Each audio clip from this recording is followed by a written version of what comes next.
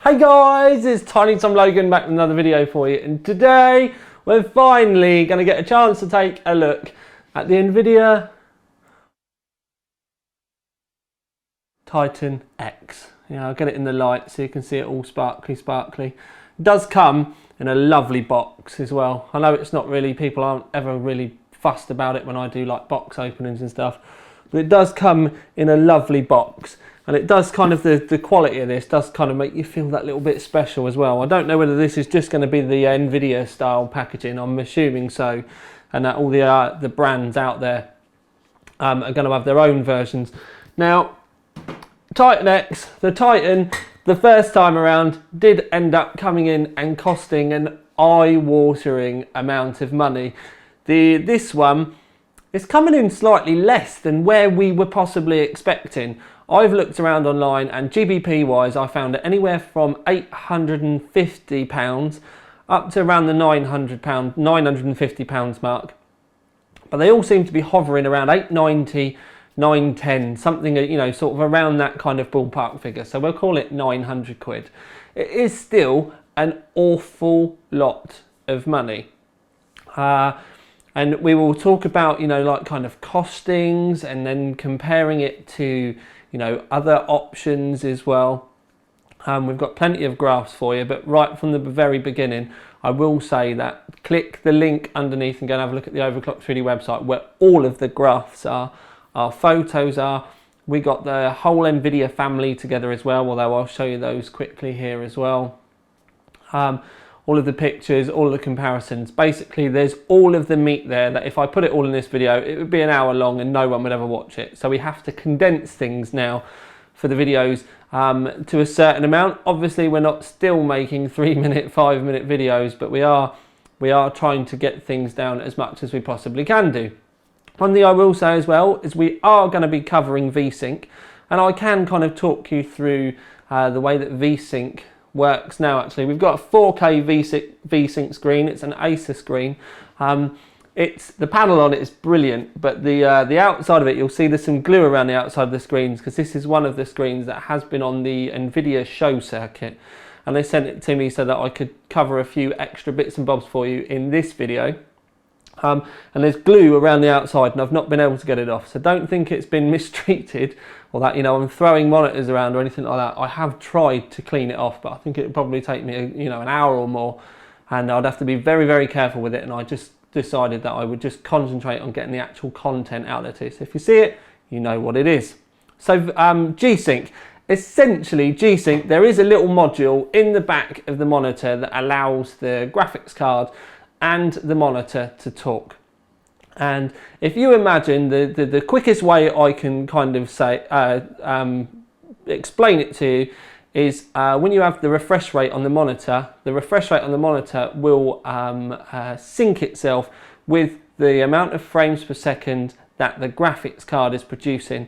And by doing that, you get rid of tearing, you can get rid of some low FPS stuttering, you can get rid of some essentially, it's just going to make your gameplay a lot smoother, because if it was just normal Gsync and you had a 120 Hertz monitor, but you were running, you had 110 frames per second, you'd actually be getting 90 frames per second, and Gsync takes big steps downwards.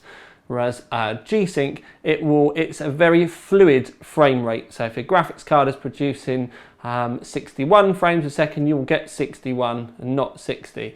If it's producing let's say 85, you'll get 85 frames per second and not 60. So it's just the way that it can all talk together.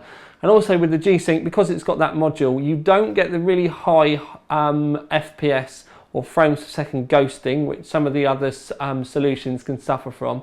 And something else that I noticed when I was testing other solutions recently is when the frames per seconds do come down, it can stutter, and you actually have to turn those solutions off to stop that stuttering. With Gsync, because of that module, you don't get any of that low FPS stuttering whatsoever. Now, something else that you've also got to think about as well is when we're talking about 4K screens, low FPS, no matter what graphics card you're going to have, is going to come into it with certain titles, as we'll show you our 4K tests later on. A lot of people have been saying to me about Titan, triple 4K. Some games I would say it would be possible if you turned all the anti-aliasing off and maybe didn't run things in kind of ultra mode. But I would kind of go as far as to say, as you'll see later on, that for an enthusiast gamer, you're probably going to want 2 cards to run a 4K screen across your whole game range. Some of them will have screaming high frames per second, but at the same time, some of them won't, as you will see, and that's just because 4K is a huge demand on any graphics card, because you do need to remember that a 4K screen is technically 4 1080 screens nailed into one. Now, I'm not saying that it's 4 panels linked, but it's the same amount of pixels, so you do kind of need to get that in your brains right from the get-go. So if you were going to run triple 4K, then you're looking at 12, yes, 12, do the maths, 1080 screens. I personally think that 1440 is the kind of sweet spot and where we need to go to. But anyway, we do need to get in and have a look at the system itself. We need to cover the specs. We've got a lot to talk about and a lot to get through. So get your cup of tea, get chilled out, and I will try and not waffle anymore. So here she is, the Titan X, and I saved this precious moment to share it with everyone on YouTube. The plastic peel.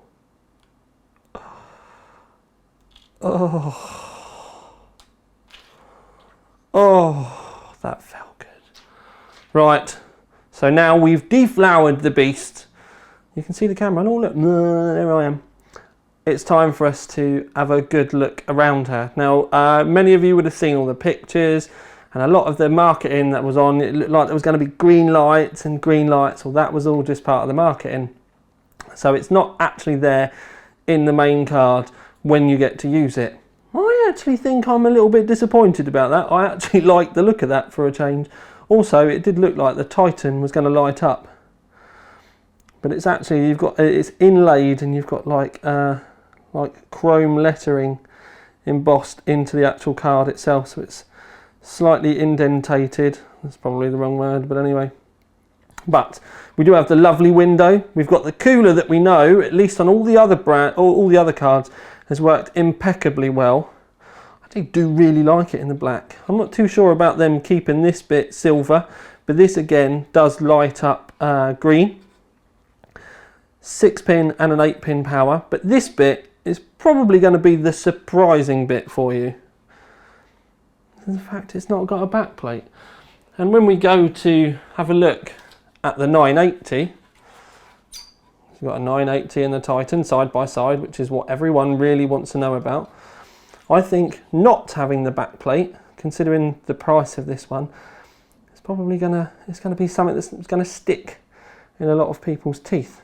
But looking around at the screw patterns, they all look the same as well. So I don't know, it's got to be something to do with the PCB that is actually underneath. But yes, that does confuse me somewhat. So, Titan 980, let's get them the right way round.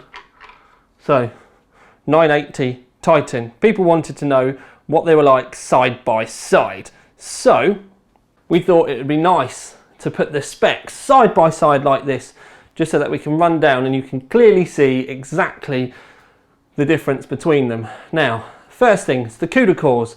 You can see that you've got 2048 on the 980. That goes up to 3072 on the Titan X. We're going to call that a 33% boost.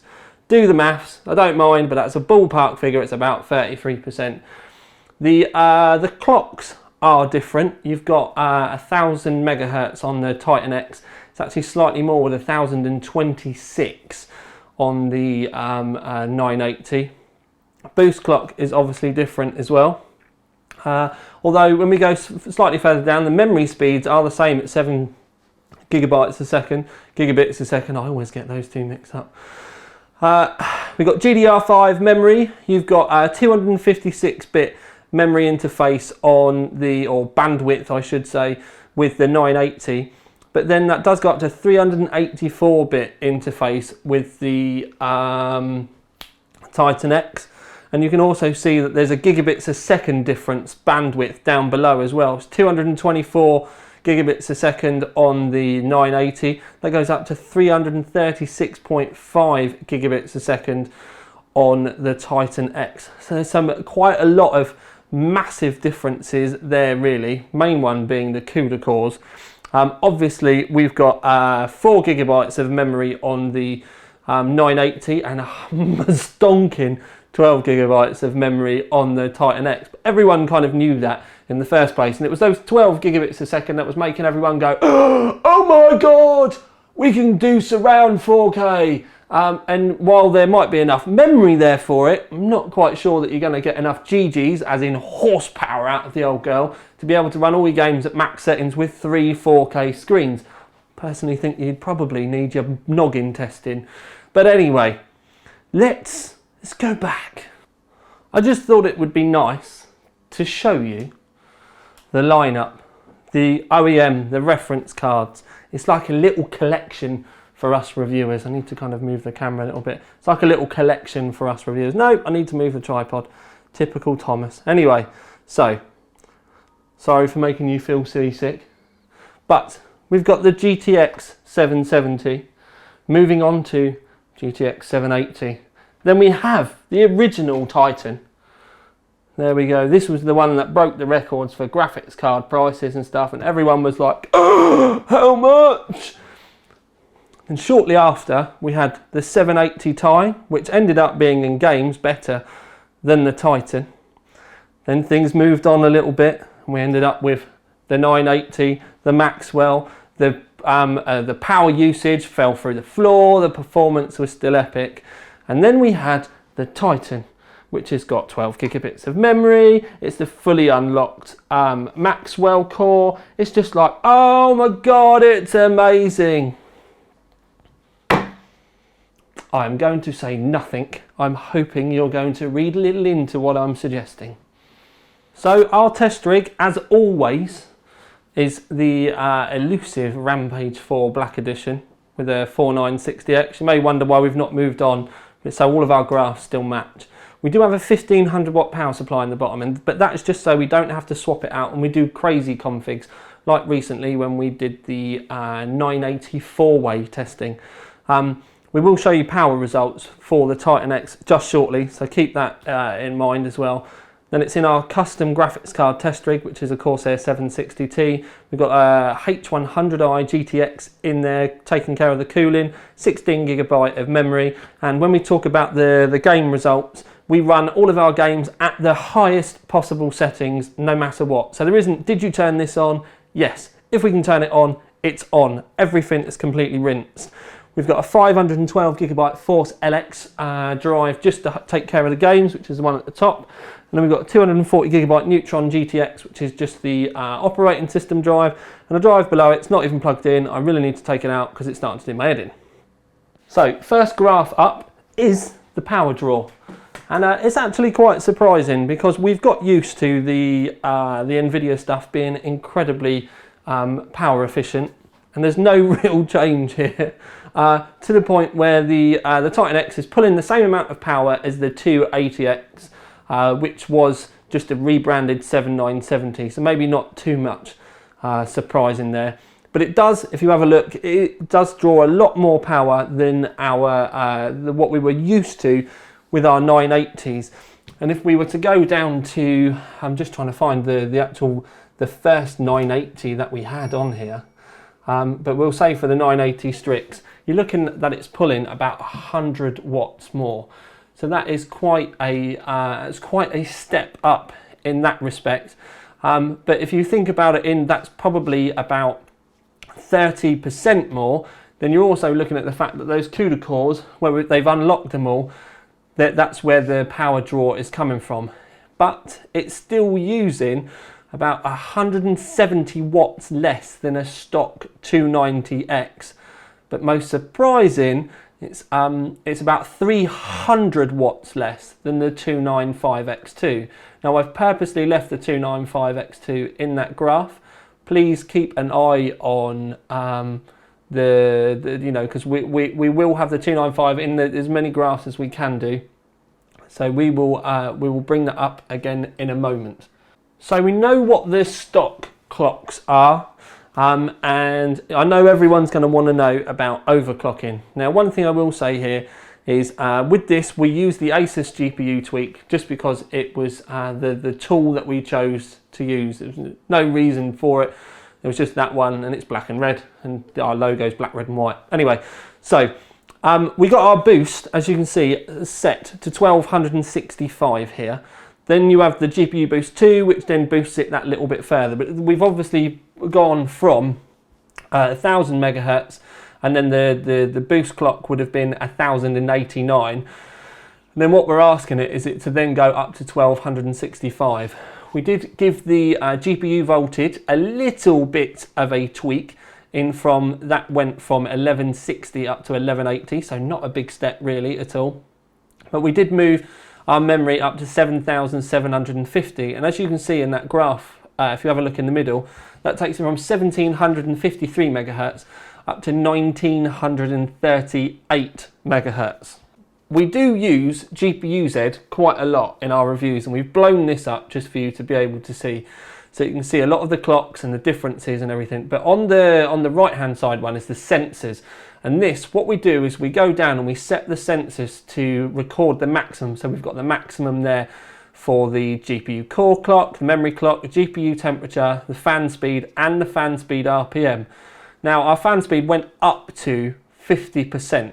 Now you may be thinking to yourself that the 84 degrees is a bit hot, but that's the temperature that Nvidia say to keep it to, and essentially the fan speed will just speed up to keep that temperature. You have got a power slider that you can change so that if you don't want 80 degrees, you can just set, for argument's sake, 70, and then it will either speed the fan up to keep it there, or the GPU boost won't go as high to keep your temperatures there. But a really interesting point here is that our boost was set to 1265, which you can see on the left-hand side graph. But on the right-hand side graph, you can see that our core clock, our maximum core clock, actually went up to 1353.4 megahertz because of the GPU boost 2, which is a huge boost. And let's face it, there's a lot of people out there that would be incredibly happy getting that out of their 980, let alone their Titan. First of our benchmarks results. You can see the red, there's where your Titan is.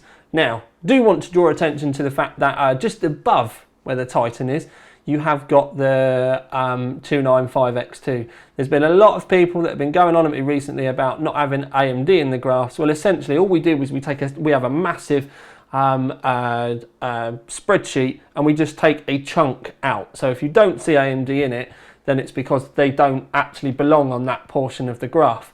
With this, we've done quite a few. We've made the graph quite big, but then you can also see that there's a lot of overclock cards in there. You can see that there's a lot of SLI in there. There's a lot of crossfire in there as well. Like, for argument's sake, 7970 crossfire is technically in this graph, which is 3D Mark Vantage, above the Titan X. And then you've also got the 295X2, which is above. But then we've also got, if you have a look, 980 SLI, which is 2 cards right at the spanking top of the graph. Now we do need to remember, I know a lot of people now are going to be going, hey, you can get the 295X2 for £500 now, and that's because no one bought them, or they didn't sell enough of them, and they had to cut the price right down. So the Titan X is now coming in at less money than the 295X2 was at launch. Remember that the 295X2 was £1,200 when they launched that originally. So the Titan is actually coming in below where that was, and it draws less power. Yes, I know it's going to, in this respect, it is below it in the graph, and that's fair enough. I'm not trying to be a fanboy, I'm just trying to point things out so you get the bigger picture. 3D Mark Firestrike. This graph's a lot smaller because it's actually a lot more recent benchmark. We've got a loss let oh, I'm not even going to bother. Less results. So you can see there we've got Titan X overclock, both in the red, 295X2 above it, and then all the other ones above it are Nvidias. So we've got, you know, SLIs up there, big overclocks, you know, crazy stuff. But we can also see this is a pretty good result as well, actually, that the Hoff 980 is just below it. It's just 980s for forever below that result. And I don't even, have we got, no, 290X Lightning is right down the bottom of the graph. So there is a 290X on there, but it's significantly down the bottom of the graph. I'm pretty sure, yeah, look, you can see it's below the standard 980. This is an even smaller graph, but this is Firestrike Ultimate, and this is their 4K test. So we've not been able to test this on a lot of cards yet, but it is a pretty good indicator because we've got a good few 980s in there. There's a 970 at the bottom, but you can see that the Titan X is about, with the overclock, is about 500 points behind 980 SLI. It's 1,000 points behind, which is 20% behind the stock Titan X, and it is actually, in this graph, it's pretty close to the Hoff card, really. So you've made it to the conclusion, and we'll start off with the award, and then I will work my way through it and try and discuss my thoughts about the card. But before we say the award, I will say, before people start calling me a fanboy, I'm not a fanboy. I'm just trying to give you plenty of information so you can make your own mind up. Yes, we are using Nvidia graphics in the newer test systems. It's just because they are a bit quicker. But in my personal rig, I do use red cards. I've got 7970s in there and have done for some time. So I'm not a fanboy. I'm not biased either way. I'm just trying to give you all of the information.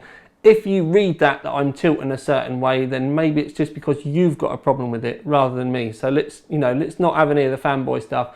Let's keep it nice and clean, and let me give you all of the information as best as I possibly can do. So, from the beginning, Performance Award. It is, at the end of the day, as far as a single graphics card is concerned, with a single chip on it, the most powerful graphics card on the planet. Yes, with the 295X2, but the reason why I say single core graphics card is because, you know, essentially they've gone and put two 290Xs on there, and so that makes it quick. If Nvidia were to then bring out something with two 770s on there, or a couple of 970s, or what they used to do with it would have been a 980 and a 970 hybrid chip, and put that onto a single core card. Say, for argument's sake, if we ended up with the 985 or the 990 as it probably would have been, that would have been well above. Doesn't exist. I'm just trying to say and, you know, get the points out there. But as far as a single core graphics card is concerned, it is the fastest on the planet. I would actually say, as far as the Titan is concerned as well, it's a little bit less money than I was expecting it to be. I was expecting it to be north of the £1,000 mark. It's where the 295X2 first came in when it first got there. And it's, you know, it did come in below. It's one thing I will say is when we're going to go head to head, because people are going to keep going on about the 295X2, is it does use significantly less power. It is significantly cooler, because although it does hit that 84 degrees mark, that's just because it's boosting itself up there. It doesn't have to be there. You can change the fan speed slightly, or you can set a lower power limit, and the card will still stay quiet. One of the things that the 295s did have a problem with is with the standard fan settings on you know, long gaming periods, they did end up starting to throttle. You had to change the fan, mess around with them. The thermal side of that card really wasn't great because there was two stonkingly hot chips on there burning a lot of power, and it did just struggle a bit. Titan X doesn't really, you know, have that problem. It is warmer than the 980, and it does use more power than the 980, but it kind of, especially power wise, it's exactly the you know, ties in with the amount of extra CUDA cores that are on there, ties in with the amount of power. as you can see that it's pulling roughly the same amount of power as a 280X, which with you know, power to performance side of it, you can see in that respect it's leagues ahead. But yeah, I know how people are going to read this, so I'm going to try and keep it, you know, as clear as possible. It is expensive though. It is a lot of money. That 12 gigabyte VRAM, again, it is a kind of a strange one. I was almost expecting it to come in with 8 rather than the you know, the whole 12. It's got to be a side of the compute thing. The original Titan was an amazing compute card and wasn't much of a gamer. This one, you know, we've got some amazing gaming results there. But, you know, even with all of that 12 gig of VRAM, the 4K still does struggle because there's just not an amazing amount of performance there once you've got it all turned up. If you wanted to take our results, because we would have had it all maxed out, if you were to then turn down the anti-aliasing, it would have been significantly different. But then that would have meant we would have had to run all of the tests again, because we would have had to have done it throughout all the other benchmarks and, you know, all the other games and the different resolutions. So it would have, you know, massively increased our workload. But it's kind of, we're delivering you a worst case scenario. You're not daft. You're going to know if you've got your game maxed out in 4K and you'd like a few frames extra, you can start to step that anti-aliasing back, and it will make quite a pleasing difference. And then it's up to your own preference whether you can or can't see the difference. So it is eye-wateringly expensive. One of the things that I do have to point out as well is it does support, obviously it does support the Gsync, whereas it's the flagship Nvidia card and it does support Gsync, whereas when it comes to the AMD, especially at the time I'm making this video, the 295X2 does not support FreeSync because of the crossfire problems. One of the other things I can say as well is that where it's got 3 display ports on it, is this one does straight out the box support not only 3 screens, but 3 screens in Gsync should you have the money to do it. I'm not sure that I'd want to be telling you to go down the triple 4K route. I probably wouldn't. I personally think 1440 with a pair of these, if you were going to go surround, would be the point where I would say, you know, that's what you want to do. So there is always going to be, as well as Titan versus 980, so we can get the other brand out of the way and we can go 980. It is, especially in the benchmarks, significantly quicker. With driver implementations and stuff like that, as they move along, it's going to see whether, you know, games really do start to get to grips with all of these CUDA cores. Essentially, if you're really whittled down and you have to say to yourself, I've got this much money to spend, but I need to get my absolute bang for buck out of it, I will say now that unless you're running ITX, I would personally say go 980 SLI.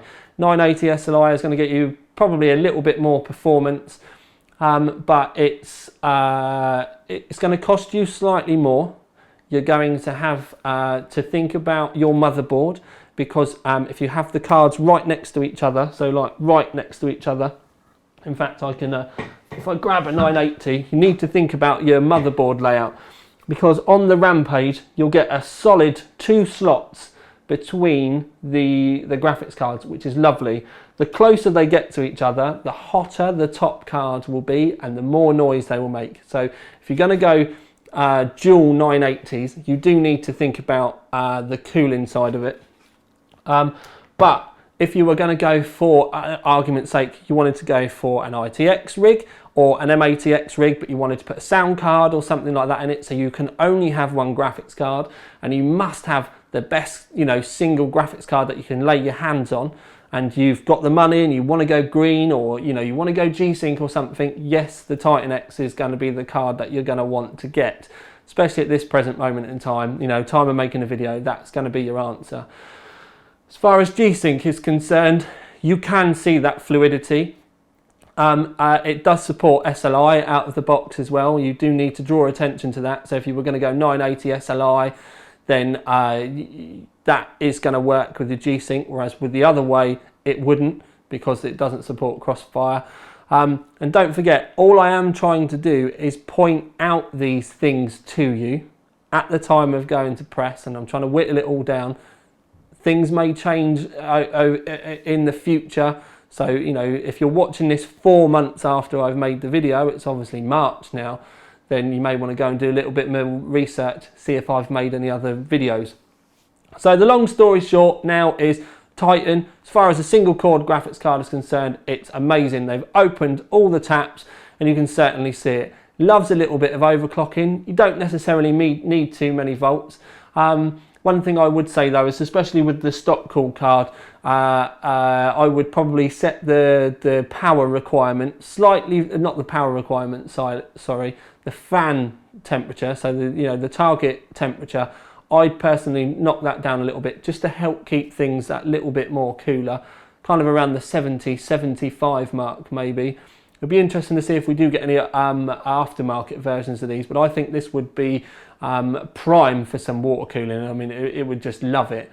My only really solid negative point about the Titan X, other than the fact, you know, it is slightly expensive, but you do get what you pay for, but other than that is, I think for a card that costs this much, for it not to have a backplate is a little bit of a fail, considering that the 980 came with an Nvidia stock backplate. I think that the Titan should have done as well. You do have the memory chips on the top, but I'm pretty sure that they could have engineered it so that the memory was actually in contact with this backplate to help cool them a little bit better, because that would have acted like a heatsink. I'm sure they've got a reasoning behind it, but I think it would have looked much nicer with one of these, to the point where I'm almost like wanting to crack this off and see if we can't get it fitted. But if you do go water cooling, then there will be backplates out there that you'll be able to purchase anyway, and I think you're probably much better off once you've done it. If you do end up buying one as well, I'd probably go as far as to say you could probably get away with some nice, I think that people are probably going to make a backplate for this anyway, which will probably help with your memory, because just having the exposed memory like that, although they say it's all right, during the testing that we had in the closed case, because we always test it with the closed case, it was getting very warm. But OC3D Performance Award, we finally got to play with the Titan X. Did you see all the little bibs and bobs that were getting in around the video? It's been a very strange week here at OC3D TV, but for now at least, this is Tiny Tom Logan with another video for you. Out.